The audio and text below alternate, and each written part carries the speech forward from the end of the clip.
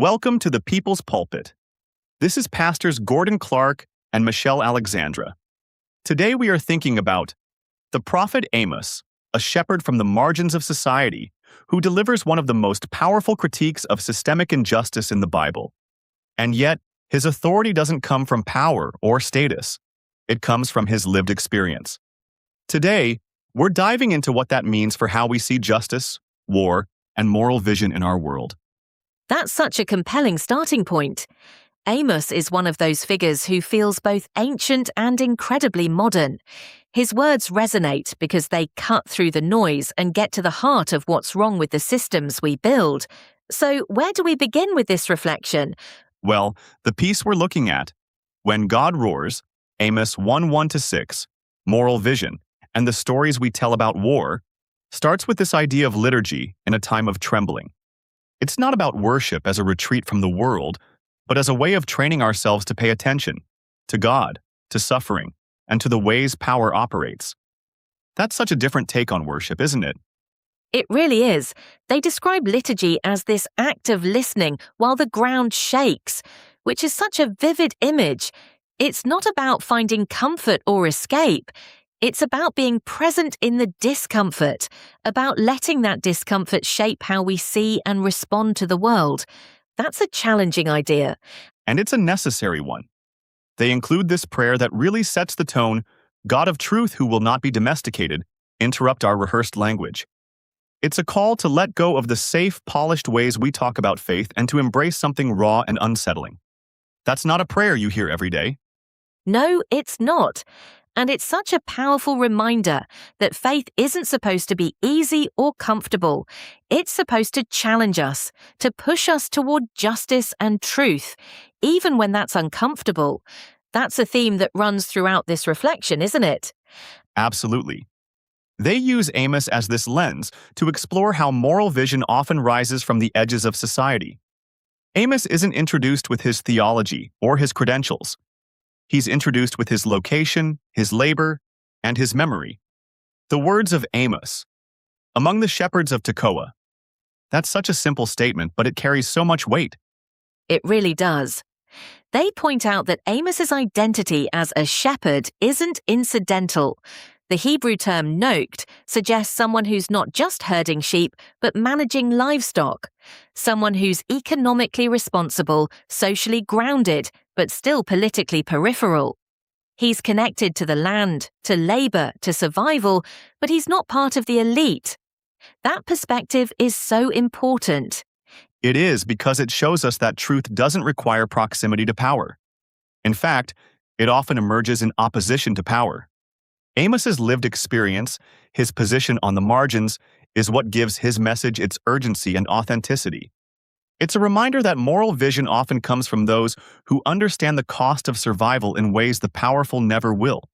And that sets the stage for the next section, where they talk about the grammar of violence and the stories we tell to justify it. This part really struck me. They describe how violence becomes systemic, how it's industrialized and procedural. It's not just about individual acts of harm, it's about patterns, systems, and the language we use to obscure the reality of suffering. That line about Damascus being charged with threshing Gilead with threshing sledges of iron. It's such a brutal image. And the way they unpack it, showing how the language of agriculture is used to describe dehumanizing violence. It's chilling. It's a reminder of how easily we can abstract human suffering when we reduce people to metaphors or statistics. And that's where Sartre's insight comes in, the idea that dehumanization thrives in abstraction. Once people become categories or strategic assets, it's so much easier to justify harm. It's the same logic that turns human lives into collateral damage or acceptable losses. And they bring it right into the present with the example of the war between the US and Iran. Maps replacing neighborhoods, intelligence replacing stories. It's such a stark illustration of how abstraction works. And yet, as they point out, lived reality doesn't happen on maps or in intelligence reports. It happens in evacuation lines, hospital corridors, funeral processions. That's what I found so compelling about their use of Amos as a prophetic lens. It refuses to let us look away from the human cost of violence. It demands that we see suffering for what it is, not through the sanitized language of strategy or policy. And that brings us to the pastoral application section, which I think is the heart of this reflection. They ask, what does it mean to live after the roar?